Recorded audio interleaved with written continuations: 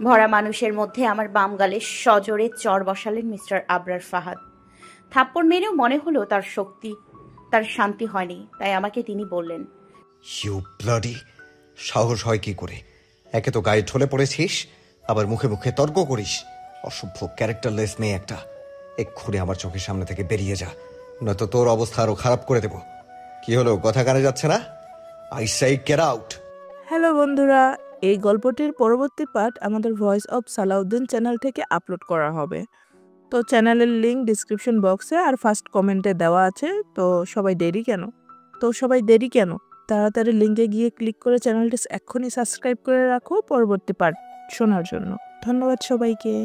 শেষের কথাটা এত জোরে বলায় আমি কেঁপে উঠলাম, আর নিজেকে ধরে রাখতে পারলাম না। এত অপমান আর নিজের চরিত্র নিয়ে কথা বলায় নিজেকে আর ধরে রাখতে পারলাম না। কান্না করতে করতে সেই পার্টি ছেড়ে বেরিয়ে আসলাম, দৌড়ে কোনো দিক না তাকিয়ে। পেছন থেকে আমার বেস্টি ফারিহা আমাকে অনেক ডাকলো, কিন্তু আমি তার ডাক না শুনেই চলে আসছি। আমি পার্টি থেকে বেরিয়ে বাড়ির রাস্তা ধরে হাঁটছি, আমার চোখে এখনো পানি চিকচিক করছে। আমি হাঁটছি আর একটু আগে ঘটে যাওয়া ঘটনাগুলো ভাবছি, যে আজ পর্যন্ত এইরকম অপমান আমি কোথাও হইনি। আমার চরিত্র নিয়ে কেউ কোনোদিন কোনো প্রশ্ন করেনি, আর আজকে কিনা আমাকে আমার ক্যারেক্টার নিয়ে প্রশ্ন করলো। কি থেকে কি হলো আমার সাথে? আগে আমার পরিচয় জানুন। আমি আতিয়া জিন্নাত, বাবা মায়ের একমাত্র রাজকুমারী। আমার বাবা প্যারালাইজডে ভুগছেন, আর আমার মা একটা সরকারি বিদ্যালয়ের শিক্ষিকা। আমার মা যা ইনকাম করেন তাতে আলহামদুলিল্লাহ আমাদের সংসার আর বাবার চিকিৎসা খুব ভালোভাবে হয়ে যায়। আমি এখন ক্লাস 10-এ পড়ি। আমার স্কুলে যে বান্ধবীরা আছে তাদের মধ্যে আমার বেস্ট ফ্রেন্ড হলো ফৌজিয়া ফারিহা। আমার সব সুখ দুঃখ দুষ্টুমির সাথী সে। আজকে আমার বেস্টির জন্মদিন ছিল। ফারিহারা আমার মতো মিডল ফ্যামিলির মেয়ে না। তার বাবা একজন বিজনেসম্যান, চারিদিকে তার নাম শোনা যায়। আজকে তার জন্মদিন উপলক্ষে আমি গিয়েছিলাম। সেখানে আমার মতো মিডল ফ্যামিলির মেয়ে বলতে কেউ ছিল না, সবাই বড় মাপের লোক। আমি জন্মদিনের গিফট নিয়ে ফারিহার কাছে গেলাম। গিয়ে ফারিহাকে জড়িয়ে ধরে বললাম, শুভ জন্মদিন আমার প্রাণ ভোমরা, শুভ জন্মদিন আমার প্রাণ ভোমরা। থ্যাংক ইউ আমার জানু। আতিয়া এবার ফারিহাকে ছেড়ে দিয়ে তাকে দেখতে লাগলো। সে আজকে একটা কালো গাউন পরেছে, খুব সুন্দর লাগছে এই গাউনে তাকে। আতিয়া নিজের চোখে হাত দিয়ে কাজল নিয়ে ফারিহার ঘাড়ে লাগিয়ে দিল। তারপর ফারিহার থুতনি ধরে বলল, আমার প্রাণ ভোমরার দিকে যেন কারণ নজর না লাগে, তাই নজর কেটে দিলাম। আতিয়ার এমন কাজ আর কথা শুনিয়ে ফারিহা হেসে ফেলল। তারপর আতিয়াকে বলল, তোকেও কিন্তু জানো মাশাআল্লাহ অনেক সুন্দর লাগছে। আতিয়া আত্মতুষ্টির সাথে বলল, লাগবেই তো, আমার মতো এই অঞ্চলে কে আছে? আমি জানি, আর বলতে হবে না কিছু। আচ্ছা প্রাণ ভোমরা তুই বস এইখানে, আমি একটু ঘুরে আসছি তোদের বাগান থেকে, ওকে? আচ্ছা যা, সাবধানে। আতিয়া ফারিহার কাছ থেকে বিদায় নিয়ে বাগানের উদ্দেশ্যে গেল। আজকে সে একটা নেভি ব্লু রঙের লং পাকিস্তানি কামিজ পরেছে। আতিয়া দেখতে অতটা সুন্দরী না, তার গায়ের রং শ্যামলা, কিন্তু মুখের আকৃতি মাশাআল্লাহ। আতিয়ার মুখ গোল, চোখগুলো ছোট ছোট, নাকটা সরু বাঁশির মতো, আর ঠোঁট দুটি চিকন। আতিয়ার ঠোঁটের উপরে একটা তিল আছে, সেটার জন্য আতিয়াকে আরও বেশি সুন্দর লাগে। আতিয়া কোনো মেকআপ নেয়নি, শুধু চোখে গাঢ় কাজল আর লিপস্টিক দিয়েছে, আর চুলগুলো পাঁচ ক্লিপ দিয়ে আটকে রেখেছে। আতিয়া বাগানে যেতে যেতে গুনগুন করে গান গাচ্ছিল। হুট করে কারোর পায়ের সাথে ধাক্কা লেগে সে একজনের গায়ের উপর গিয়ে পড়ল। আতিয়া তাড়াতাড়ি নিজেকে সামনে নিয়ে যার গায়ে পড়েছিল তার দিকে তাকিয়ে বলল, আসলে আতিয়াকে পুরো কথা শেষ করতে না দিয়ে সামনের লোকটি বাজখাই কণ্ঠে বলে উঠল, হাউ ডেয়ার ইউ! এত সাহস কই পেলি? আমার গায়ে পড়ছিস? ছেলেটির চিৎকার শুনে আশেপাশের সবাই তাদের ঘিরে ফেলল। আতিয়া অপরাধীর মতো মাথা নিচু করে বলল, আমি আপনার গায়ে ইচ্ছা। এবারও পুরো কথা বলতে না দিয়েই লোকটি আতিয়াকে কষে একটা চড় মারল। তারপর তো আপনারা দেখলেন কি হলো। ছেলেটির নাম আবরার ফাহাদ, বাংলাদেশের টপ বিজনেসম্যানদের একজন। আবরারের বাবা মা কেউ বেঁচে নেই, আছে শুধু তার দাদা দাদি। একটা দুর্ঘটনায় তার বাবা মা মারা যান।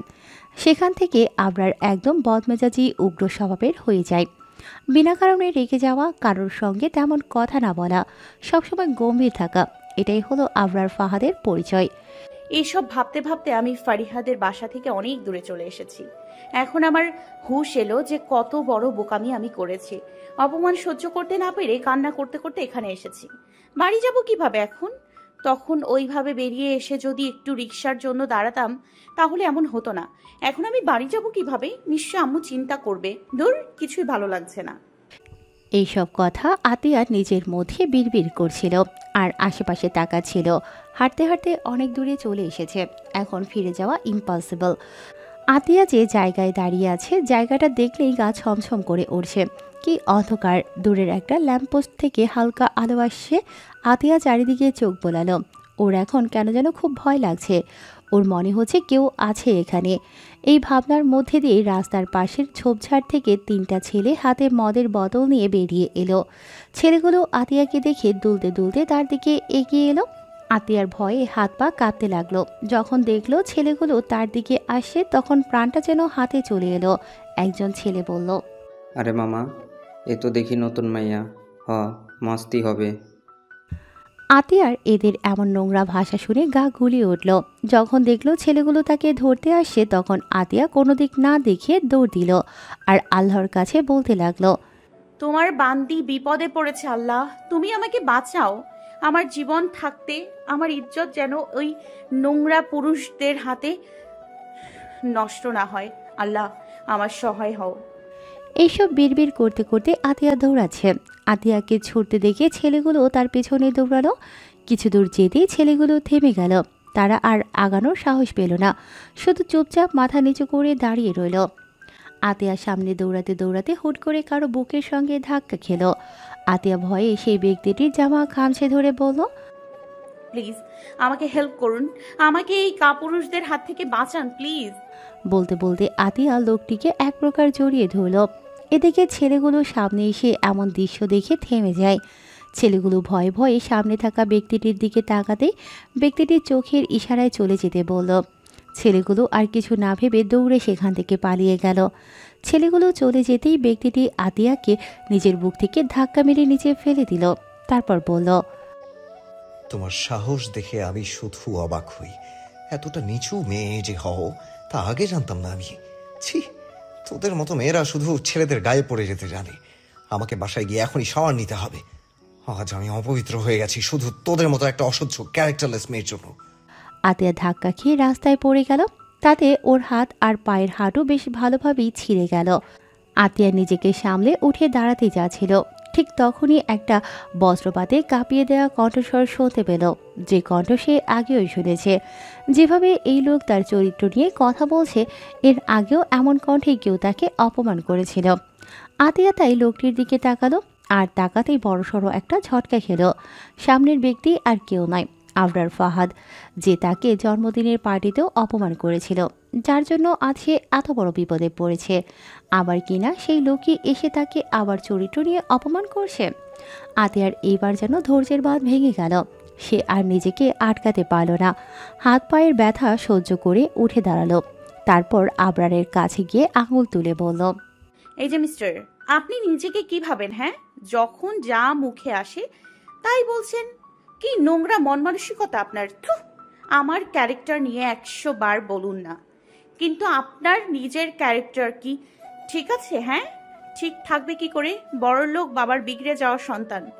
লজ্জা হওয়া উচিত আপনার। ছি, নোংরা মাইন্ডের নির্জীব মানুষ। কথাগুলো বলে আতিয়া আর কোনো দেরি না করে সেখান থেকে চলে গেল। যাওয়ার সময় আবরারের দিকে মুখ ভেঙচি কাটতে ভুলল না। আতিয়া চলে যেতেই আবরার আর মনে বলে উঠল, হো নাইস, আজ প্রথম কেউ এই আবরার ফাহাদের মুখের ওপর আঙ্গুল তুলে কথা বলল, তা আবার একটা পুঁচকে মেয়ে। মেয়েটার দম আছে বলতে হবে, না হলে আবরার ফাহাদের সঙ্গে এমন দুঃসাহস দেখানোর সাহস ওর হতো না। বলে মুচকি হাসল। তারপর আবরার নিজের এক বডিগার্ডকে ডেকে বলল, ওই যে মেয়েটা চলে যাচ্ছে, ওকে সহি সালামতে বাসায় পৌঁছে দিয়ে আসো। আর এই মেয়েটার বিস্তারিত যেন কাল সকালেই আমি পেয়ে যাই। বলে আবরার গাড়িতে উঠে নিজের গন্তব্যে রওনা দিল। আর আবরারের বডিগার্ড আতিয়াকে সহি সালামতে বাসায় পৌঁছে দিল। রাতের আধার কেটে ধরণীতে সুন্দর একটা দিনের সূচনা হলো। আজ রবিবার, এখন বাজে সকাল 7টা। আতিয়া তার মায়ের সাথে হাতে হাতে কাজ করে দিয়ে এখন ওর বাবার পাশে বসে আছে। বসে বসে ওর বাবার মাথা টিপে দিচ্ছে। এমন সময় আতিয়ার আম্মু মিসেস আয়েশা খাতুন খাবারের প্লেট হাতে নিয়ে রুমে ঢুকতে ঢুকতে বললেন, বাপ মেয়েতে মিলে কি করা হচ্ছে? এই তো আম্মু, আব্বুর মাথা একটু টিপে দিচ্ছি যাতে আব্বুর একটু ভালো লাগে। মিসেস আয়েশা তার স্বামী সাদমান সাদিফের পাশেই বসতে বসতে বললেন, অনেক টিপে দিয়েছো, এবার আব্বুকে কিছু খাও, আমাদেরও তো আবার যেতে হবে। আতিয়া তার মায়ের হাত থেকে খাবারের প্লেট নিয়ে নিজে হাতে খাইয়ে দিতে লাগলো তার আব্বুকে। খাওয়ানোর শেষে আতিয়া রেডি হতে নিজের রুমে চলে গেল। মিসেস আয়েশা তার স্বামীর বুকে মাথা রেখে বললেন, এমন কেন হলো আমাদের? অল্প আয়ে তো বেশ সুন্দরভাবে চলছিল আমাদের দিনগুলো। কার এত নজর লাগলো গো সাদীপ আমাদের সুখের এই কুটির ঘরে? তোমাকে পঙ্গু করে দিল। আমার মেয়েটা আব্বু আব্বু বলে তোমাকে ডাকে, আমি জানি তুমি শুনতে পাও, কিন্তু কোনো কথা বলতে পারো না। জানো ডাক্তার কি বলেছে? তুমি আবার ঠিক হয়ে যাবে, কিন্তু তোমাকে সিঙ্গাপুরে নিয়ে যেতে হবে। কিন্তু এত টাকা আমি কোথায় পাবো? তাই মেয়েকে ভালোভাবে পড়াশোনা করাচ্ছি। সে আমার ইচ্ছা পূরণ করবে, তোমাকে সিঙ্গাপুরে নিয়ে যাবে। তুমি আবার আগের মতো হয়ে যাবে, দেখো। কথাগুলো বলতে বলতে মিসেস আয়েশা কান্না করে ফেললেন। কিছুক্ষণ কান্না করার পর নিজেকে ঠিক করে নিলেন, কারণ তাকে ভেঙে পড়লে তো চলবে না।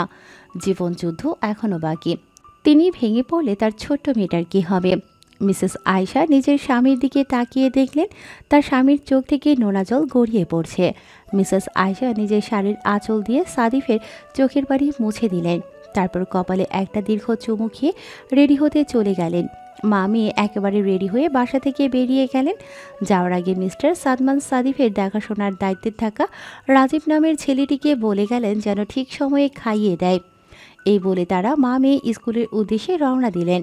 রাজীব নামের ছেলেটির বাবা মা কেউ নেই, সে অনাথ। তাই মিসেস আয়েশা তাকে সাদিফ সাহেবের দেখাশোনার দায়িত্বে রেখেছেন। বিনিময়ে তাকে 3 বেলা খাওয়ানো ও মাসে মাসে কিছু টাকা দেন। এই জানো, তুই ঠিক আছিস তো? প্রাণ ভোমরা, আমি একদম ঠিক আছি। ফারিয়া কানে হাত দিয়ে বলল, আমি অনেকগুলো সরি রে জানো, কাল তোকে ওইভাবে অপমান করলো আর আমি কিছুই বলতে পারলাম না।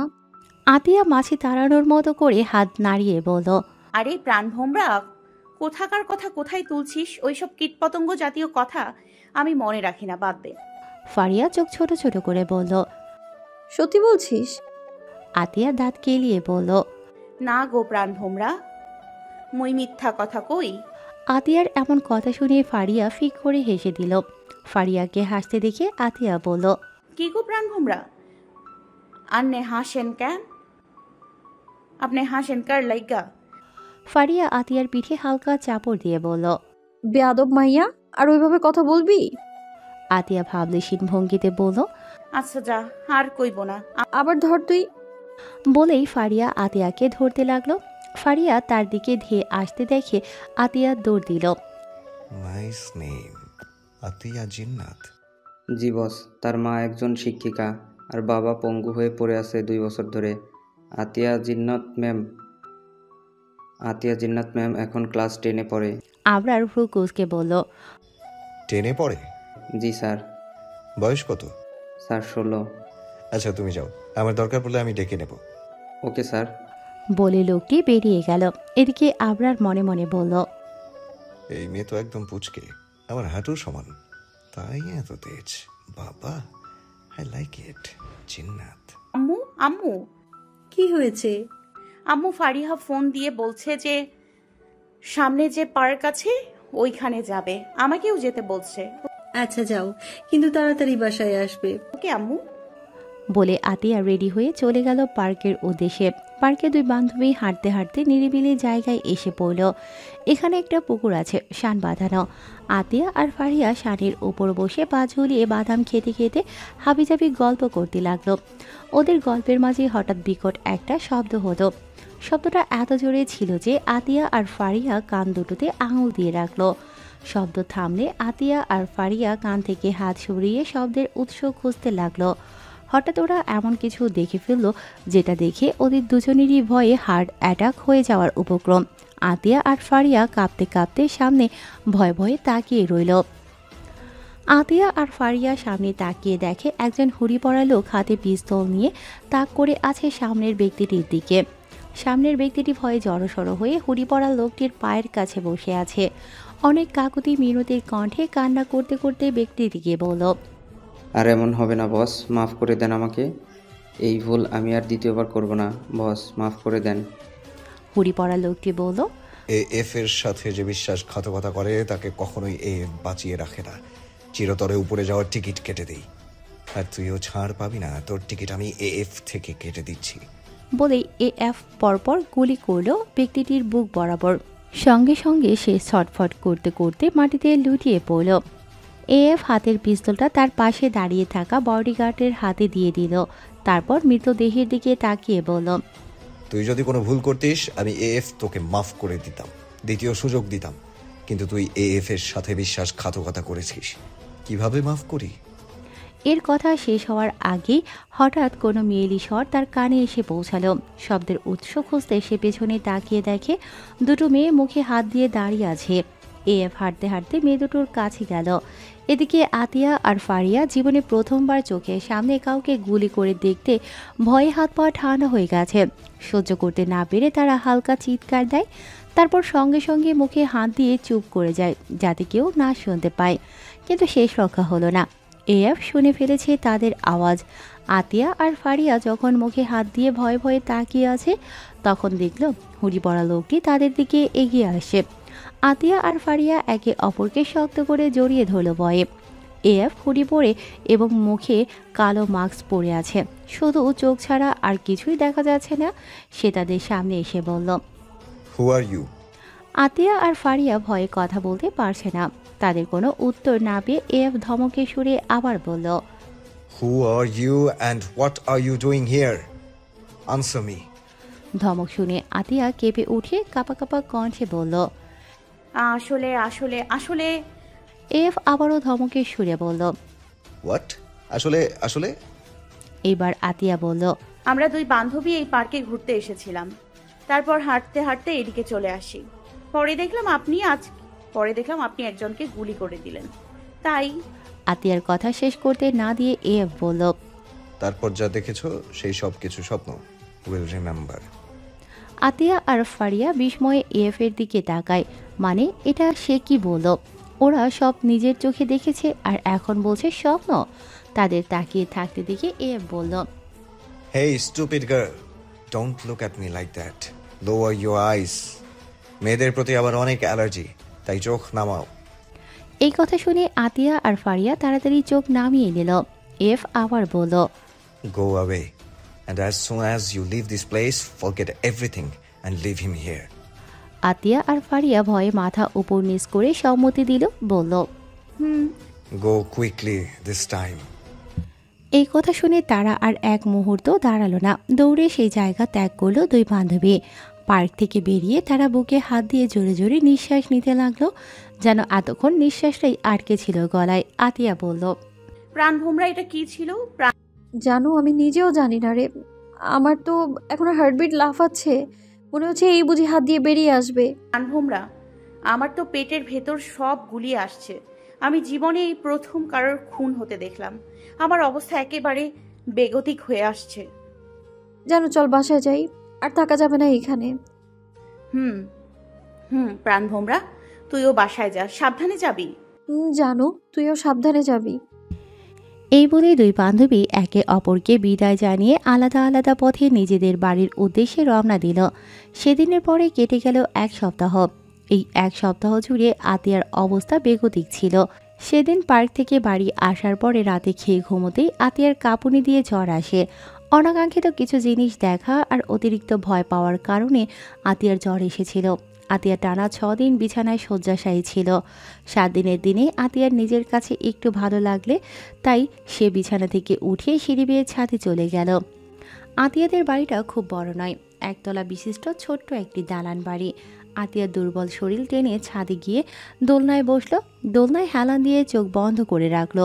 কিছু সময় চোখ বন্ধ রাখতেই আতিয়ার চোখের সামনে ভেসে উঠল সেই হুডি পরা লোকটি, তার ধমকের সুরে কথা বলা আর খুন করার দৃশ্য। খুন করা এই শব্দটাই যখন চোখের পাতায় ভেসে উঠল, আতিয়ার সঙ্গে সঙ্গে চোখ খুলে ফেলল। তারপর জোরে জোরে শ্বাস নিতে লাগলো। আবার যেন শরীর দুর্বল লাগছে, মনে হলো জ্বর আবার এসেছে। আতিয়া আর ছাদে থাকলো না, নিজের দুর্বল শরীরটা টেনে আবার নিচে নেমে নিজের রুমে গিয়ে শুয়ে পড়ল। আবরার, আমার কথা কি তোর কানে যাচ্ছে না? আবরার যেন শুনেও না শোনার ভঙ্গিতে নিজের খাবার খেতে ব্যস্ত রইল। আবরারের এমন ভাবভঙ্গি দেখে মোহনা বেগমের স্বামী নাফিস সেলিম বললেন, আবরার, তোমার দাদি কি বলছে তুমি শুনতে পারছো না? আবরার সামনে থাকা জগ থেকে এক গ্লাস পানি ঢেলে খেয়ে নিল। তারপর টিস্যু দিয়ে মুখ মুছে সেটা ফেলে দিয়ে মোহনা বেগমের দিকে তাকিয়ে বলল, কি বলছিলে দাদি, এবার বলো। মোহনা বেগম আশ্চর্য হয়ে বললেন, তুই আমার কোনো কথাই শুনিসনি। আবরার একবার নিজের হাতে থাকা ঘড়ির দিকে তাকিয়ে সময় দেখে নিয়ে মোহনাকে তাড়িয়ে বলল, দাদি কি বলবে, তাড়াতাড়ি বলো, আমার ইম্পর্টেন্ট মিটিং আছে। আমি তোকে বিয়ের কথা বলছি। আবরার ভ্রুকুচকে বলল, দাদি এই বয়সে তুমি বিয়ে করবে নাকি? ভালো তো। মোহনা বেগম রাগে কটমট করে আবরারের দিকে তাকিয়ে বলল, আমার বিয়ের কথা না, তোর বিয়ের কথা বলছি। আর কবে করবি বিয়ে? বয়স তো কম হলো না তোর। আর কয়দিন গেলে কোনো মেয়েই তোকে বিয়ে করবে না। আবরার ডাইনিং টেবিল থেকে উঠতে উঠতে বলল, মাত্র 27 বছর বয়স, আর কে বিয়ে করলো কে করলো না সেটা নিয়ে তোমাদের ভাবার দরকার নেই। সময় হলে আমি বিয়ে করে বউ নিয়ে একেবারে বাড়িতে চলে আসব। তাই এসব নিয়ে আর কোনো কথা চাই না দাদি, প্লিজ। বলতে বলতে আবরার চলে যাচ্ছিল। তারপর হঠাৎ কি একটা মনে করে নাফিস সেলিমের দিকে তাকিয়ে বলল, দাদু তুমি দাদির ওষুধগুলো সময় মতো দেবে, আর তোমাকে অফিসে আসতে হবে না, আমি সব হ্যান্ডেল করে নেব। বলে আবরার তার দাদা ও দাদিকে বিদায় জানিয়ে নিজ গন্তব্যে চলে গেল। প্রাণভোমরা, ওই ছেলেটা কে রে? ফারিহা আতিয়ার কথা শুনে বলল, কোন ছেলে? আতিয়া হাত দিয়ে একটা ছেলের দিকে ইশারা করলো।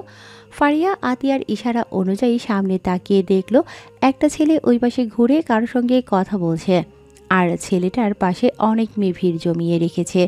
ছেলেটা এবার আতিয়াদের দিকে ফিরতেই ফারিয়া লাফ দিয়ে উঠে বলল, জানো, এটা তো তাহসিন রাকিব ভাই। ফারিয়ার এমন লাফ দিয়ে ওঠায় আতিয়া ভয় পেয়ে গেল। কিছু বলবে বলে মুখ খুলতেই ফারিয়ার মুখে কারো নাম শুনে বলতে যাওয়া কথা গিলে ফেলল। প্রশ্নবোধক চাহনি নিয়ে ফারিয়ার দিকে তাকিয়ে বলল, তাহসিন রাকিবকে? জানো, তুই তাহসিন রাকিব ভাইকে চিনিস না? না।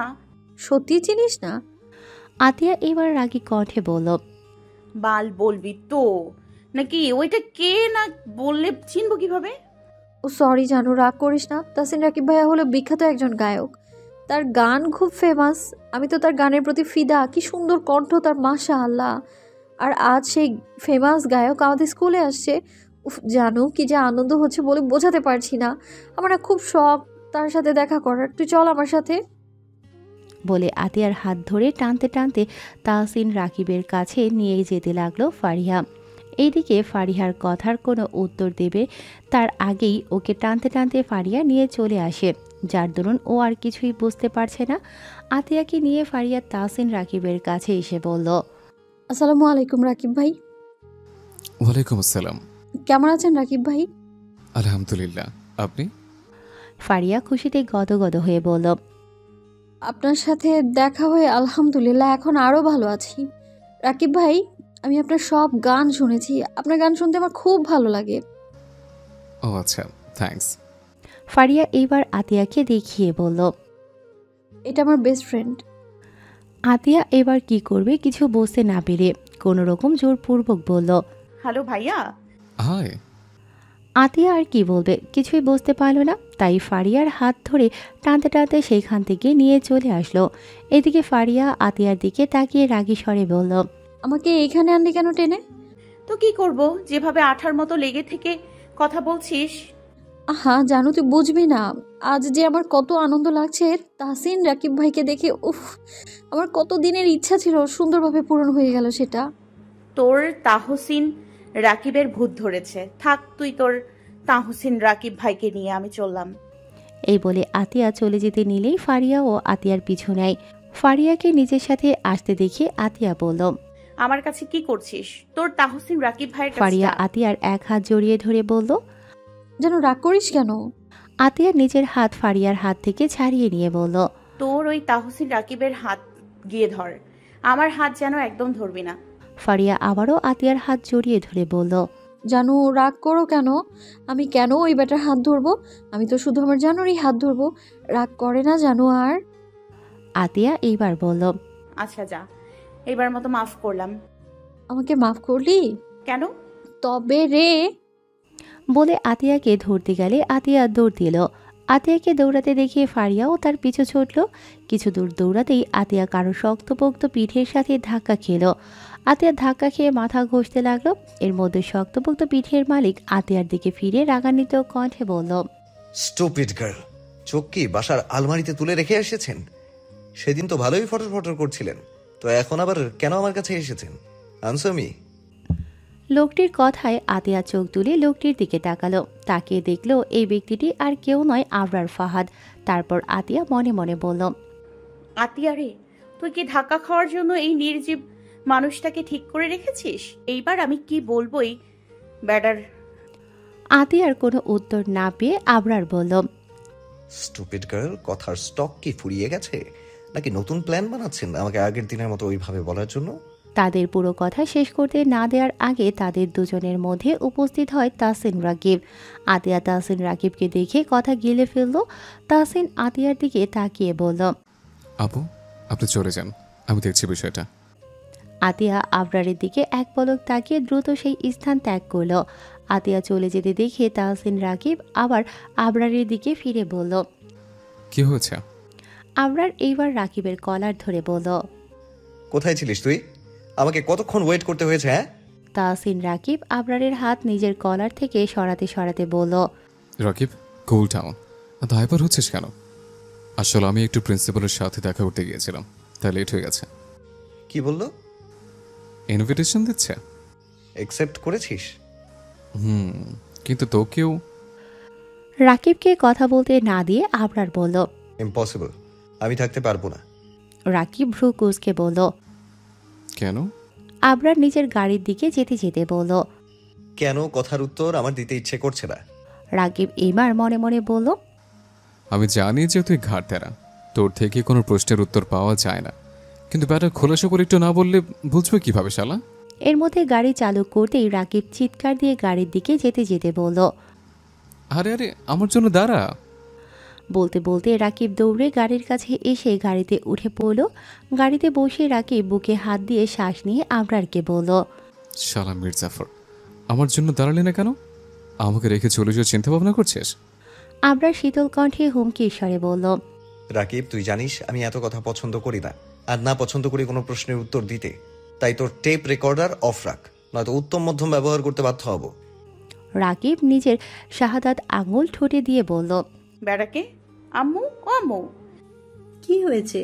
আম্মু, আমার এই ম্যাথটা বুঝতে সমস্যা হচ্ছে, একটু বুঝিয়ে দেবে?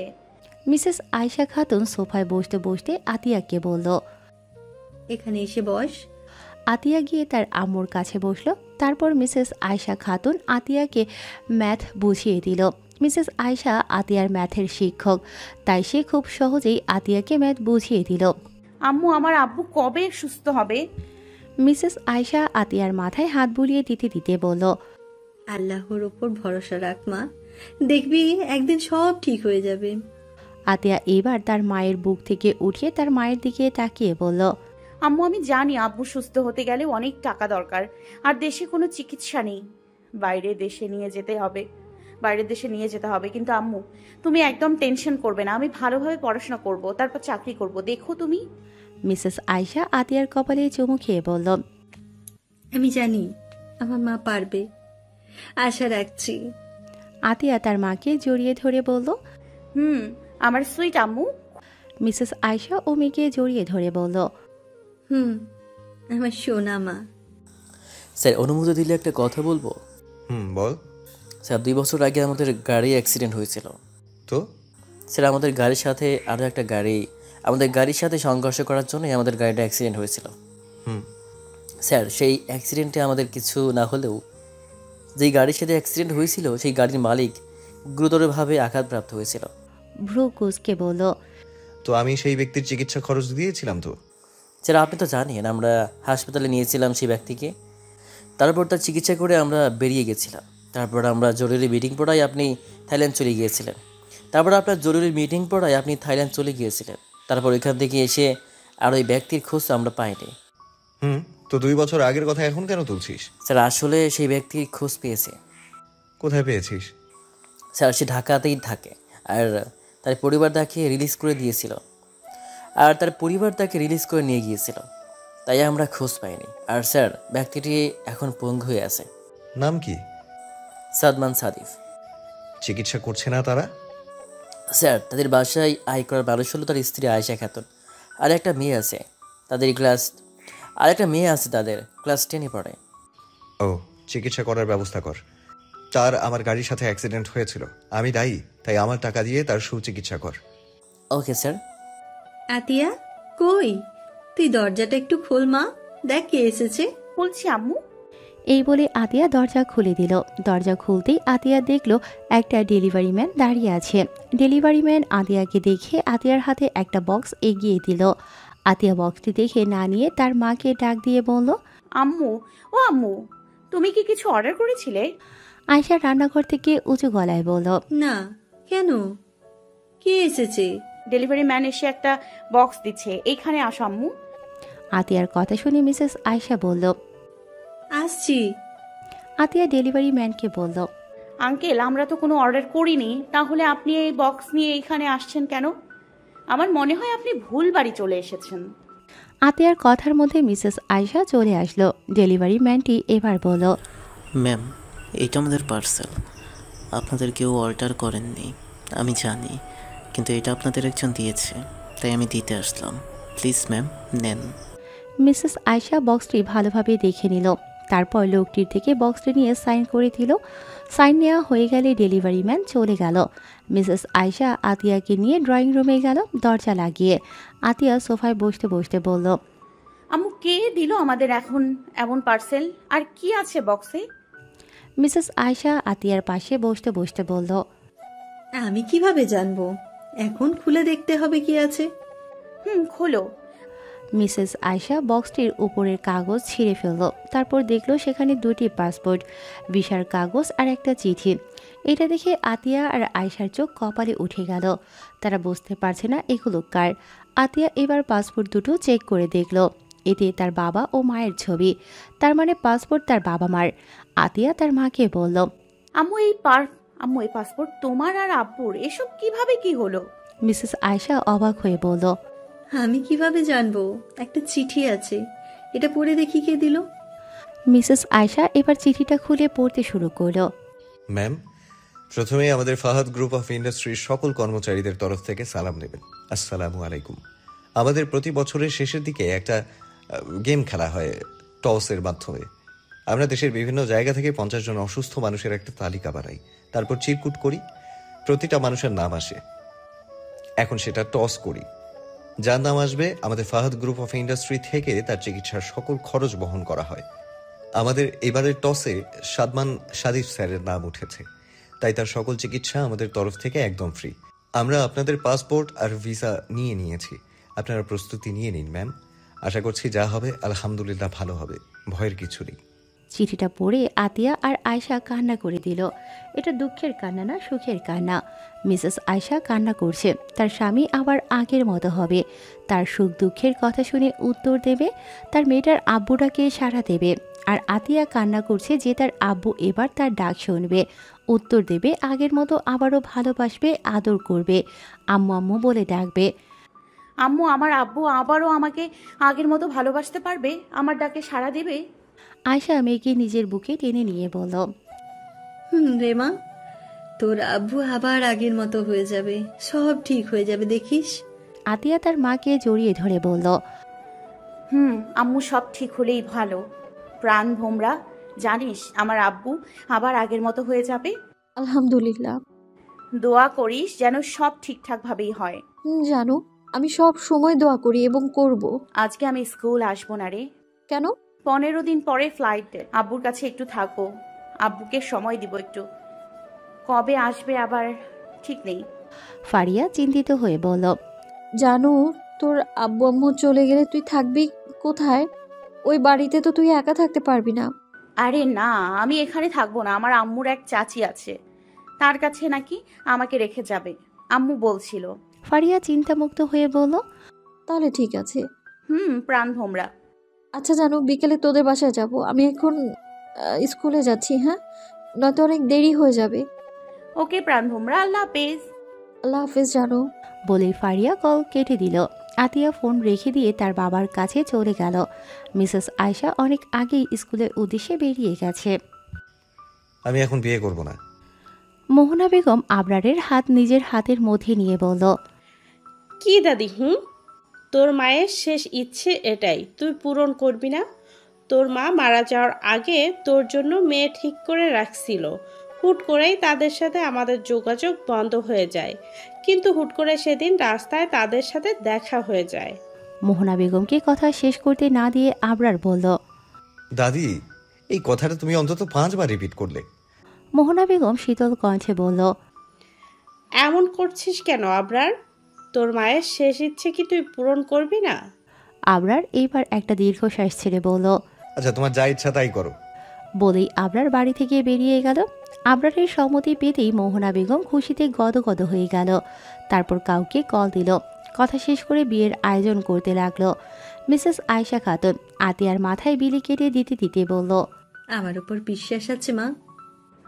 অনেক। ভরসা কর আমাকে। আতিয়া আবারও একই উত্তর দিল। মিসেস আয়শা মেয়ের কথায় সন্তুষ্ট হয়ে বলল, এখন আমি যদি তোমাকে কিছু করতে বলি, তাহলে তুমি কি আমাকে বিশ্বাস করে ভরসা করে করবে?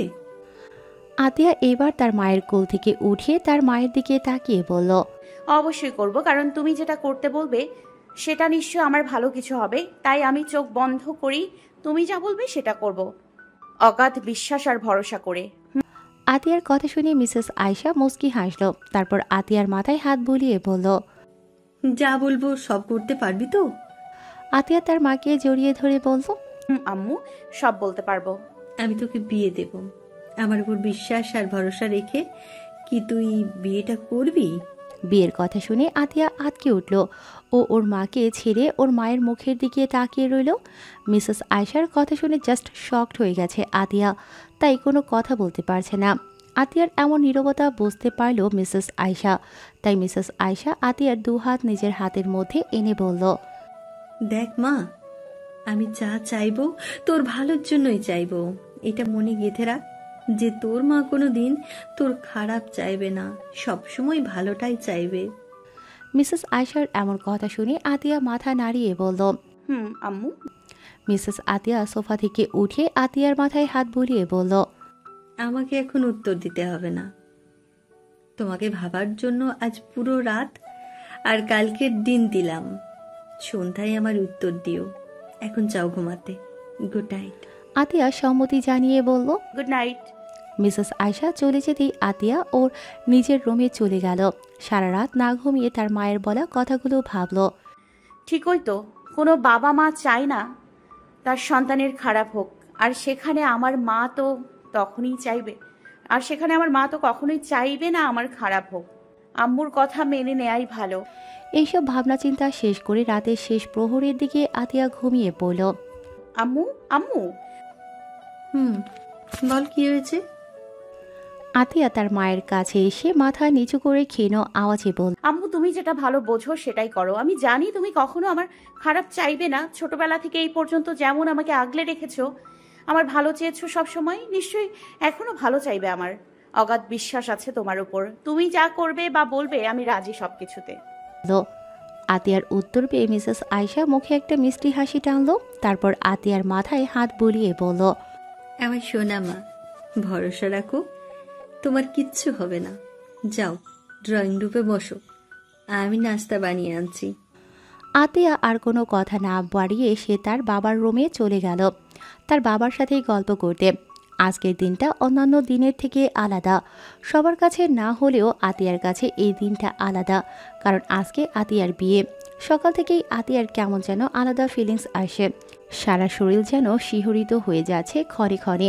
কেন এমন হচ্ছে জানা নেই তার এমন প্রশ্নের উত্তর, তাই আজকের দিনটা তার কাছে আলাদা একটা দিন মনে হচ্ছে, যেটা সবার সাথে মিলছে না। শুক্রবার দিন আজকে, জুম্মার নামাজ আদায়ের পর আতিয়ার বিয়ে হবে। বিয়েটা পারিবারিকভাবে হচ্ছে, কিছু কাছের মানুষ ছাড়া কাউকে বলেনি মিসেস আয়শা। ফারিহা সকাল সকালই এসে পড়েছে। সে সারাটা সময় আতিয়ার পাশেই বসে আছে। তার বাবা মা নামাজের পরেই আসবে। এখন বাজে 1:40। সবাই কম বেশি চলে এসেছে আতিয়াদের বাসায়। মিসেস আয়শা আত্মীয়দের দেখাশোনা করতে ব্যস্ত। জানো তোকে আজকে অনেক সুন্দর লাগছে, বিশ্বাস কর। দুলাভাই যদি তোকে দেখে তাহলে একদম পাগল হয়ে যাবে। ফারিহার কথাই আতিয়া হতাশ কণ্ঠে বলল, আমি এখনো আমার জামাইটারে দেখিনি জানিস। ফারিহা হাই হুতাশ করে বলল, আল্লাহ, এই মেয়ে বলে কি, এখনো নিজের জামাইকেই দেখেনি। ছি, তোকে জাতি মেনে নেবে না রে বোন। আতিয়া ভ্রুকুসকে বলল, কেন মানবে না? এই যে তুই এখন আমার দুলাভাই আর তোর জামাইকেই দেখিসনি, এটা। আতিয়া ভাবলেশীন ভাবে বলল, তো কি হয়েছে, না দেখলে আমাকে জাতি মানবে না? ভালোর কথা শোন, সব দেখা দেখি বাসর রাতের জন্য রেখে দিছি। যা খাওয়ার বাসর রাতেই দেখবো একদম, যা দেখার বাসর রাতেই দেখাবো একদম, এ টু জেড। আতিয়ার কথায় ফারিহা অবাক হয়ে বলল, জানো তুই কি জিনিস সে, যাকে তুই এখনো দেখিসনি, অথচ তার সাথে বাসর রাতে কি করবি সেটাই ঠিক করে রেখেছিস। বাবারে বাবা। আতিয়া মাছি তাড়ানোর মতো করে হাত নাড়িয়ে বলল, হ্যাঁ চুপ কর। তুই কি মনে করেছিস আগেকার বউদের মতো লজ্জা পাবো, স্বামীর দিকে তাকাবো না, সব সময় 2 হাত ঘুমটা টেনে থাকবো? ছি, এসব আমার দ্বারা হবে না। আরে প্রাণ ভোমরা বাংলাদেশ এখন ডিজিটাল। এই বাংলাদেশের একজন নিয়মিত নাগরিক হিসেবে আমিও ডিজিটাল। তাই বিয়ের আগে জামাইকে না দেখলেও বিয়ের পরে বাসর রাতে শুধু দেখা না, অনেক কিছু করা যায়। আমার দুলাভাইটা অকালেই মরবে। আতিয়া ফারিয়ার পিঠে থাপ্পড় মেরে বলল, শালি, আমাকে বিধবা বানাচ্ছিস কেন? এখনো জামাই তারে দেখতে পারলাম না, তার কিউট কিউট বাচ্চার আম্মু হতে পারলাম না, তার আগেই তুই আমার জামাই তারে মেরে ফেললি, বিধবা বানিয়ে দিলি। আরে মজা করছি। রাখ তোর মজা তোর কাছে। জুম্মার নামাজ শেষ করে সবাই আতিয়াদের বাসায় চলে আসলো। ছেলেপক্ষ ও চলে আসছে। তারা সবাই অল্প একটু খাবার খেলো। খাওয়া শেষ হলেই কাজী সব কাগজ ঠিক করলো। তারপর মেয়েকে নিচে নিয়ে আসতে বলল। মেয়েকে নিচে আনার জন্য মিসেস আয়শা নিচে চলে গেল। মিসেস আয়শা মেয়েকে দেখা মাত্রই মুখ থেকে আপনা আপনি মাশাল্লাহ বলে উঠল। মিসেস আয়শার কণ্ঠ আতিয়ার কানে যেতেই সে দরজার দিকে তাকালো। আতিয়া দেখল মিসেস আয়শা দরজার কাছে দাঁড়িয়ে আছে। ফারিহা আতিয়ার কাছ থেকে উঠে মিসেস আয়শার কাছে গেল। গিয়ে তার কাঁধে হাত রাখতেই মিসেস আয়শা ভ্রণ থেকে বেরিয়ে আসলো। তারপর সে আতিয়ার কাছে গিয়ে আতিয়ার থুতনিতে হাত দিয়ে বলল, মাশাল্লাহ, আমার সেই ছোট্ট পরীটাকে আজ কত সুন্দর লাগছে, কি সুন্দর লাল টুকটুকে বউ লাগছে, মাশাল্লাহ। মিসেস আয়শার এমন কথায় আতিয়া লজ্জায় মাথা নিচু করে নিল। মিসেস আয়শা আতিয়ার কাজ দেখে হেসে ফেলল। তারপর তাকে নিয়ে নিচে যাওয়ার উদ্দেশ্যে পা বাড়ালো। আতিয়ার এক পাশে ফারিহা ও ধরল। মিসেস আয়শা আর ফারিহা আতিয়াকে নিয়ে সিঁড়ি দিয়ে নামতেই সবার চোখ সেখানে আটকে গেল, বিশেষ করে আতিয়ার দিকে। আতিয়া একটা লাল লেহেঙ্গা পরেছে, গলায় নেকলেস লাল পাথরের, মুখে হালকা প্রসাধন, ঠোঁট ও গাঢ় লাল লিপস্টিক, চোখে গাঢ় কাজল, 2 হাত ভর্তি কাচের চুড়ি আর ওড়নাটা দোপাট্টা করে মাথায় দেয়া। শ্যামলা রং হলেও আতিয়াকে এমন সাজি খুব সুন্দর লাগছে। এমনভাবে আতিয়াকে ধরে আনা হচ্ছে যেন কোনো দেশের রাজকন্যা তাকে ধরে নিচে নামানো হচ্ছে। তাই মানুষ সবাই দেখছে, কেউ কেউ তো মাশাল্লাহ বলছে। আতিয়াকে নিয়ে গিয়ে বসানো হলো। ছেলে ওই পাশে বসে আছে। আতিয়াও সেই ছেলের মাঝে বিশাল পর্দা দেয়া আছে, কেউ কারো মুখ দেখতে পারছে না। কাজী এইবার বিয়ে পড়ানো শুরু করলো। সব বলা শেষে কাজী আতিয়াকে কবুল বলতে বলল। আতিয়া কবুল বলতে বলাই কেমন যেন কেঁপে উঠল। পাশে বসা ফারিহার হাত জোরে খামচে ধরল। ওর কেন যেন দম বন্ধ হয়ে আসছে, গলাটা কেউ চেপে ধরে রাখছে। তাই গলা থেকে কোনো আওয়াজ বেরোচ্ছে না। কেমন কেমন একটা অনুভূতি হচ্ছে। কিসের অনুভূতি, কিসের কিছুই জানে না আতিয়া। কাজী আবারও আতিয়াকে কবুল বলতে বলল। আতিয়া এখনও নিশ্চুপ। আতিয়ার মন ভাব হয়তো মিসেস আয়শা বুঝতে পারল, তাই সে আতিয়ার কাছে গিয়ে আতিয়ার কাঁধে হাত রেখে বলল, আমি আছি তোমার পাশে, সোনা মা, কবুল বলো। আতিয়া ছলছল চোখে তার মায়ের দিকে তাকালো। তার মা তাকে ইশারায় কবুল বলতে বলল। আতিয়া চোখ বন্ধ করে ধীরে সুস্থে 3 কবুল বলল। আতিয়া কবুল বলায় সবাই আলহামদুলিল্লাহ বলল। মিসেস আয়শা নিজের চোখে আসা হালকা পানি অতি সন্তর্পণে কেউ দেখার আগে মুছে ফেলল। কাজী এবার ছেলেকে কবুল বলতে বলল। ছেলে বেশি দেরি না করে 3 কবুল বলে ফেলল। কবুল বলা শেষ হতেই ছেলেটির দিকে একটি কাগজ এগিয়ে দিল। ছেলেটি সাইন করে দিল। সাইন শেষ হতেই সেই ছেলে উঠে পড়ল বসা থেকে। তাকে উঠতে দেখে মোহনা বেগম বলল, কই যাচ্ছিস? আমার কাজ শেষ, তাই চলে যাচ্ছি। বলে ছেলেটি কোনো উত্তরের আশা না করে হনহন করে বেরিয়ে গেল। এদিকে ছেলে চলে যেতেই মানুষ গুঞ্জন ছড়াতে লাগলো যে ছেলে বিয়েতে রাজি না, জোর করে বিয়ে দেয়া হচ্ছে, হয়তো প্রেমিক আছে তাই তার কাছে গেছে। কেউ কেউ আবার বলছে আতিয়ার কপাল পুড়েছে, তার স্বামী তাকে বিয়ের আসরে একা রেখেই চলে গেছে, আরও অনেক কথা। আতিয়ার কানে এসব যেতেই সে নির্বিকার হয়ে সামনের দিকে তাকিয়ে বসে রইল। এদিকে মোহনা বেগম সবার মুখ বন্ধ করার জন্য সামান্য কথা বলে সবাইকে হ্যান্ডেল করে নিল। শোনেন সবাই, পুরোটা না জেনে কাউকে মন্তব্য করবেন না। আমার নাতি বিয়েতে রাজি ছিল। যদি রাজি না থাকতো তাহলে কবুল বা সাইন কিছুই করতো না। এখন আপনাদের মনে প্রশ্ন, তাহলে এভাবে নতুন বউ রেখে কোথায় চলে গেল? আমার নাতি যে Farhad group of industries chairman, নিশ্চয় জানো সবাই, তাই আমাকে বেশি কিছু বলা লাগবে না। ওর মিটিং পড়েছে, বিদেশ থেকে ক্লায়েন্ট আসবে, তাই তাকে যেতে হয়েছে। এখন প্রশ্ন, পরেও মিটিংয়ে অ্যাটেন্ড করতে পারতো, কিন্তু না, তারা এসেছে এখন 1 ঘন্টার মিটিং টাইম নিয়ে তারা আবার নিজ দেশে ফিরে যাবে। আর এই মিটিং 1-2 টাকার না, কোটি টাকার ডিল। তাই সে মাত্র বিয়ে করে তার নতুন বউকে না নিয়েই চলে গেছে। আর আমরা আছি তো আমার নাত বউকে নিয়ে যাওয়ার জন্য। আমার মনে হয় না আমার কথা শোনার পর আপনারা আর কেউ বলবেন যে আমার নাত বউয়ের কপাল খারাপ। মোহনা বেগমের কথা শুনে সবাই চুপ হয়ে গেল, কেউ আর কোনো কথা বলল না। মোহনা বেগম এইবার মিসেস আয়শার কাছে গিয়ে বলল, মা, কথা দিচ্ছি তোকে, তোর মেয়েকে কোনোদিন কষ্ট পেতে দিব না, সব সময় হাসি খুশি রাখবো। নিজের মূল্যবান জিনিস হিসেবে নিজের কাছে খুব যত্ন করে রাখবো, কথা দিলাম। মিসেস আয়শা চোখে পানি নিয়ে আতিয়ার হাত মোহনা বেগমের হাতে তুলে দিলেন, তারপর বললেন, আমি তোমাকে অনেক বিশ্বাস করি আন্টি, তাই তো আমার আদরের মেয়েটাকে তোমার হাতে তুলে দিলাম, দেখো রেখো। কথাগুলো বলতে বলতে মিসেস আয়শা কান্না করে দিল। মিসেস আয়শাকে কান্না করতে দেখে আতিয়াও কান্না করে দিল, তার মাকে জড়িয়ে ধরে। অবস্থা বেগতিক হতেই মোহনা বেগম মিসেস আয়শার মাথায় সান্ত্বনার হাত বুলিয়ে আতিয়াকে নিয়ে তাদের বাড়ি থেকে বেরিয়ে আসলো। তারপর তারা নিজেদের গাড়িতে বসে নিজ গন্তব্যে পাড়ি জমালো। গাড়ির মধ্যে আতিয়া মোহনা বেগমকে জড়িয়ে ধরে কান্না করতে লাগলো। নতুন জায়গা, নতুন মানুষের সাথে মিশতে আতিয়ার কেমন যেন হাঁসফাঁস লাগছে, তাই সে কোনো কথা না বলে চুপচাপ বসে রয়েছে। আতিয়াকে নিয়ে বাসায় আসতেই সবাই নতুন বউ দেখতে আসছে। আশেপাশে থাকা কিছু প্রতিবেশী ভাবিরা আতিয়াকে লজ্জা দিতে কম করল না। আতিয়া শুধু মাথা নিচু করেছিল, কোনো কথা বলেনি। রাত 10টা বাজে, এখন আর আতিয়ার পাশে কেউ নেই বসে, সবাই নিজেদের বাসায় চলে গেছে। মোহনা বেগম একটা প্লেটে করে কিছু খাবার আনলো, তারপর নিজ হাতে আতিয়াকে খাইয়ে দিল। আতিয়া কোনো কথা না বলে চুপচাপ খেয়ে নিল।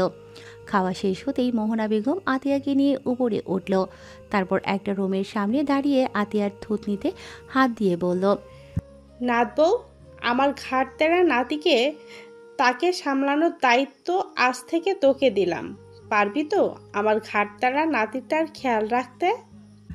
আতিয়া কিছুটা জড়তা নিয়ে মিনমিনিয়ে বলল, ইনশাল্লাহ, না পারলেও পড়ার চেষ্টা করব দাদি। যাও রুমে গিয়ে ফ্রেশ হয়ে নাও, এগুলো খুলে 3 পিস পরো, ঠিক আছে? আতিয়া উপর নিচ মাথা নাড়িয়ে সম্মতি দিল। আতিয়ার সম্মতি পেয়ে মোহনা বেগম আতিয়া হাত থেকে বিদায় নিয়ে চলে গেল। মোহনা বেগম চলে যেতেই আতিয়া একটা বড় নিঃশ্বাস নিয়ে আস্তে করে রুমের দরজা খুলে ভেতরে প্রবেশ করল। আতিয়া ভেতরে প্রবেশ করে রুমটি দেখে চোখ কপালে উঠে গেল। কি সুন্দর গোছালো রুম, একটা ছেলের রুম বুঝি এমন সুন্দর হয়? এসব ভাবতে ভাবতে আতিয়া টি টেবিলের উপরে নিজের সাথে আনা ব্যাগ রাখলো। তারপর তার থেকে একটা নেভি ব্লু রঙের 3 পিস বাহির করলো। এই ভারী লেহেঙ্গায় ওর কেমন অস্বস্তি হচ্ছে, তাই আগে এসব খুলতে হবে। তাই আতিয়া সোজা ওয়াশরুমে ঢুকে পড়ল। আতিয়া ওয়াশরুমে ঢোকার 5 মিনিট পরে রুমের মালিক রুমে প্রবেশ করলো। সে নিজের রুমে লাইট জ্বালালো, দেখে কপাল কুঁচকালো। তারপর রুমের ভেতরে ঢুকে ভালোভাবে পর্যবেক্ষণ করলো, কেউ নেই। তারপর দেখলো টি টেবিলের উপর একটা ব্যাগ রাখা। ছেলেটি সেই ব্যাগটির কাছে গিয়ে ব্যাগে হাত দিয়ে দেখলো সব মিলিয়ে জিনিসপত্র আছে। ছেলেটি এইবার কপাল কুঁচকে ফেললো। এর মধ্যে খট করে ওয়াশরুমের দরজা খোলার আওয়াজ হতে ছেলেটি সেদিকে তাকালো আর তাকিয়ে অবাক হয়ে গেল। সাথে ঘোরের মধ্যে চলে গেল আতিয়ার এমন মাতাল করা রূপ দেখে। আতিয়া সদ্য গোসল করে আসছে, চুল থেকে টপ টপ করে পানি পড়ছে। পানিগুলো মুখের গলায় এসে জমাট হচ্ছে। চুলের পানিতে আতিয়ার জামার কিছু অংশ ভিজেও গেছে। তার মধ্যে আতিয়া কোনোরূপ ওড়না গায়ে জড়ায়নি। আতিয়ার মেয়েলি শরীরের ভাঁজ স্পষ্টভাবে বোঝা যাচ্ছে। এই রূপে আতিয়াকে দেখে ছেলেটি ঘোরের মধ্যে চলে গেল। এইদিকে আতিয়া ওয়াশরুম থেকে দরজা খুলে আসতেই সামনে অনাকাঙ্ক্ষিত কাউকে দেখে স্ট্যাচু হয়ে দাঁড়িয়ে রইল। মানে ও যেটা দেখছে কি ঠিক দেখছে তো? আতিয়া মনে মনে বলল, এটা তো নির্জীব। মানুষটা এইখানে কি করছে? এটা তো এইসব ভাবার মধ্যেই যখন আতিয়া দেখল সেই নির্জীব মানুষটা তার দিকে কেমন ঘোর লাগা দৃষ্টিতে তাকিয়ে আছে, তাই সে এবার নিজের দিকে তাকালো। তাকিয়ে সঙ্গে সঙ্গে পেছনে ঘুরে দাঁড়ালো। ওর যে গায়ে ওড়না নেই এটা ওর হুঁশই ছিল না। আর এই অসভ্য নির্জীব মানুষটা কিভাবে দেখছে আবার। আতিয়া এবার ওড়না গায়ে জড়িয়ে তারপর নির্জীব মানুষটার কাছে গেল, যে এখনো ঘোরের মধ্যেই আছে। আতিয়া গিয়ে তার সামনে দাঁড়িয়ে হালকা কাশতেই ছেলেটি ঘোর থেকে বেরিয়ে আসলো। আতিয়া ভ্রু কুঁচকে চোখ ছোট ছোট করে বলল, আপনি এখানে কি করছেন? ছেলেটি আতিয়ার কথার উত্তর না দিয়ে উল্টে প্রশ্ন করে বলল, সেই প্রশ্ন আমারও, তুমি এখানে কি করছো? আতিয়া ভাব নিয়ে বলল, আমার স্বামীর রুম, আমি থাকবো না তো কে থাকবে শুনি? ছেলেটি অবাক হওয়ার ভান করে বলল, ও রিয়েলি? কিন্তু আপনি এখানে কি করছেন? কারোর রুমে আসতে গেলে যে পারমিশন নিয়ে আসতে হয় জানেন না? নিজের রুমে আসতে গেলে যে কারোর পারমিশন লাগে সেটা আজ জানলাম। হ্যাঁ, নিতে হয়। এখন এটা আমার রুম, আপনার। এটা আপনার রুম? এটা আপনার রুম কিভাবে হয়? এটা তো আমার জামাইয়ের রুম। দাদি যে আমাকে এই রুমটা দেখিয়ে দিল। আবরার কপাল কুঁচকে বলল, কে আপনার জামাই? আরে আবরার ফাহাদ আছে না, ওই বাড়ির একমাত্র নাতি, সে হলো আমার জামাই। আবরার এবার আতিয়াকে বলল, এই মেয়ে, আপনার নাম কি? আতিয়া জিন্নাত। শিট, শেষমেশ কিনা তোমার মতো গায়ে পড়া মেয়ের সাথে আমার বিয়ে হলো। ছেলেটির এমন কথা শুনে আতিয়া অবাক হয়ে বলল, তার মানে আপনি আবরার ফাহাদ? আবরার দাঁতে দাঁত চেপে বলল, কেন, সন্দেহ আছে নাকি? আতিয়া এবার কাঁদো কাঁদো ফেস করে বলল, শেষমেশ কিনা এই নির্জীব মানুষটার সাথে আমার বিয়ে হলো। আতিয়ার এমন কথা শুনে আবরার বিরক্ত কণ্ঠে বলল, স্টপ ইডিয়েট গার্ল, সরো সামনে থেকে, চত্বর সব। বলে আবরার আর কোনো কথা না বলে আতিয়াকে পাশ কাটিয়ে ওয়াশরুমে ঢুকে বলল ফ্রেশ হতে। প্রায় 10 মিনিট পরে আবরার একটা কালো শার্ট আর ট্রাউজার পরে বেরিয়ে আসলো। আতিয়া এখনও একই জায়গায় চুপচাপ দাঁড়িয়ে আছে। আবরার বেডের কাছে গিয়ে বেডে বসতে বসতে বলল, তুমি যদি মনে করো বাংলা সিরিয়ালের টিপিক্যাল স্বামীদের মতো তোমাকে বেডে শুতে দিয়ে সোফায় গিয়ে ঘুমাবো, তাহলে ভুল ভাবছো। আমার সোফায় শোয়ার কোনো ইচ্ছে নেই, আর না তোমাকে নিয়ে বেড শেয়ার করার ইচ্ছে আছে। তাই চুপচাপ সোফায় গিয়ে ঘুমিয়ে পড়ো। আর না ঘুমাতে চাইলে চুপচাপ দাঁড়িয়ে থাকতে পারো, I don't mind, but bed share করতে আসলে অনেক কিছু মনে হবে। এটা বলে আবরার লাইট অফ করে ঘুমিয়ে পড়ল ব্ল্যাঙ্কেট গায়ে জড়িয়ে। এইদিকে আতিয়া মনে মনে আবরারের 14 গোষ্ঠী উদ্ধার করতে করতে একটা বালিশ আর কম্বল নিয়ে গিয়ে সোফায় শুয়ে পড়ল। সারাদিন এত ধকল যাওয়ার সঙ্গে সঙ্গে ঘুমিয়ে পড়ল। রাতের আধার কেটে ধরণীতে সুন্দর একটা দিনের সূচনা হলো। আতিয়ার মুখে হালকা রোদ পড়তেই ঘুম ভেঙে গেল। আতিয়া ঘুম থেকে উঠে ঘড়ির দিকে তাকিয়ে দেখে 7টা বাজে। আতিয়া এবার মাথায় হাত দিয়ে বিড়বিড় করে বলল, আতিয়া, তুই কি না এই বাড়ির নতুন বউ আর এখন ঘুম থেকে উঠছিস? এই বলে আতিয়া সোফা থেকে নেমে ফ্রেশ হতে চলে গেল ওয়াশরুমে। একেবারে ফ্রেশ হয়ে বেরিয়ে আতিয়া সোফায় থাকা বালিশ বেডে রাখতে গিয়ে দেখে বেড খালি। এটা দেখে আতিয়ার ভ্রু কুঁচকে গেল, মনে মনে বলল, এত সকালে এই নির্জীব মানুষটা আবার কই গেল? যাকে যেখানে খুশি সেখানে যাক, আমার কি। এই বলে আতিয়া রুম থেকে বেরিয়ে নিচে ড্রয়িং রুমে উদ্দেশ্যে গেল। ড্রয়িং রুম আর ডাইনিং রুম পাশাপাশি হওয়ায় আতিয়া সিঁড়ি বেয়ে নামতে নামতে দেখল আবরার আর তার দাদা দাদি ডাইনিং টেবিলে বসে আছে। আবরার আর তার দাদা নাফিস সেলিম নাস্তা করছে আর মোহনা বেগম বসে আছে। আতিয়া সিঁড়ি বেয়ে নিচে নামতেই মোহনা বেগম তাকে দেখে ডাক দিল। আতিয়া মাথায় কাপড় দিয়ে সেখানে গেল। মোহনা বেগম নিজের পাশের চেয়ার টেনে আতিয়াকে বসতে বলল। আতিয়া চুপচাপ বসে পড়ল। নাফিস সেলিম নাস্তা খেতে খেতে আতিয়াকে বলল, রাতে ভালো ঘুম হয়েছে কি নাতনি? আতিয়া মাথা উপর নিচ করে বলল, মোহনা বেগম আতিয়ার প্লেটে খাবার সার্ভ করে বলল, বিয়ে হয়েছে বলে মনে করিস না যে তুই আর পড়তে পারবি না। তুই পড়বি আমাদের বাড়ি থেকেই। স্কুলে যাবি, তাড়াতাড়ি খেয়ে রেডি হয়ে নে। মোহনা বেগমের কথা শুনে আতিয়া খুব খুশি হলো। সে ভেবেছিল আর হয়তো পড়াশোনা করতে পারবে না, তার শ্বশুরবাড়ির মানুষ হয়তো করতে দেবে না, কিন্তু না, সবাই খুব ভালো মানুষ। আতিয়ার সম্মতি জানিয়ে তাড়াতাড়ি খাওয়া শেষ করলো। তারপর রেডি হতে উপরে চলে গেল। আতিয়া উপরে যেতেই মোহনা বেগম আবরারকে বলল, আতিয়াকে স্কুলে দিয়ে তারপর যেখানে খুশি সেখানে যাবি। আবরার নির্বিকার ভঙ্গিতে বলল, দাদা দিয়ে আসবে, আমি পারবো না, আমার সময় নেই। মোহনা বেগম রাগী কণ্ঠে বলল, তোর বউকে আমার জামাই রেখে আসবে কেন? তুই গিয়ে স্কুলে রেখে আসবি, ব্যাস, এটাই শেষ কথা। দাদি, এইসব কি? তুই যদি আমাকে সত্যি ভালোবাসিস তাহলে আমার কথা শুনবি। আবরার আর কোনো কথা না বলে চুপচাপ বসে রইল। কিছুক্ষণের মধ্যেই আতিয়া স্কুল ড্রেস পরে কাঁধে ব্যাগ নিয়ে নিচে নেমে এলো। আতিয়া এসে মোহনা বেগম আর নাফিস সেলিম থেকে বিদায় নিল। তারপর মোহনা বেগমের কথা মতো আতিয়া আবরারের সাথে সাথে বাহিরে গিয়ে তার গাড়িতে উঠে বসল। তারা দুজন গাড়িতে বসতেই গাড়ি আতিয়ার স্কুলের দিকে যেতে লাগলো। কিছু দূর যেতেই আবরার বিরক্তিতে বিড়বিড় করে বলল, এই বয়সে কিনা বাচ্চা কাচ্চা নিয়ে আসবো স্কুলে, আর আসছে কিনা বউ নিয়ে। তো ও যদি কলেজে পড়তো তাও না হয় একটা কথা ছিল, সে কিনা স্কুলে পড়া একটা মেয়েকে, জাতি কি আমাকে মেনে নিবে? ছি, শালার কপাল, ছি ছি। আবরারের বিড়বিড় করে বলা সব কথা কানে না আসলেও ছি শব্দটা আতিয়ার কানে যেতেই আতিয়া আবরারের দিকে তাকিয়ে ভ্রু কুঁচকে বলল, এত ছি ছি করছেন কেন? আবরার ভাবলেশীনভাবে বলল, কোনো কথার উত্তর দিতে আমি প্রস্তুত নই। আতিয়া আবরারের কথা শুনে বিড়বিড় করে বলল, তুই সত্যি একটা নির্জীব মানুষ বেটা, অসভ্য। নিজে ছি ছি করছিস আর জিজ্ঞাসা করলে দাম বেড়ে যায়। হনুমান বেটা। আতিয়ার এমন বিড়বিড়ানি দেখে আবরার বলল, কি বলছো? এর মধ্যে গাড়ি স্কুলে এসে পৌঁছালো। আতিয়া গাড়ির দরজা খুলে বেরিয়ে যেতে যেতে বলল, কি কথার উত্তর দিতে আমিও প্রস্তুত নই, মিস্টার আবরার ফাহাদ। বলে আতিয়া আবরারের দিকে তাকিয়ে মুখ ভেঙচি কেটে গাড়ির দরজাটা লাগিয়ে চলে গেল। আর এই পুরো সময়টা আবরার ওঠাভ্য মেরে বসেছিল।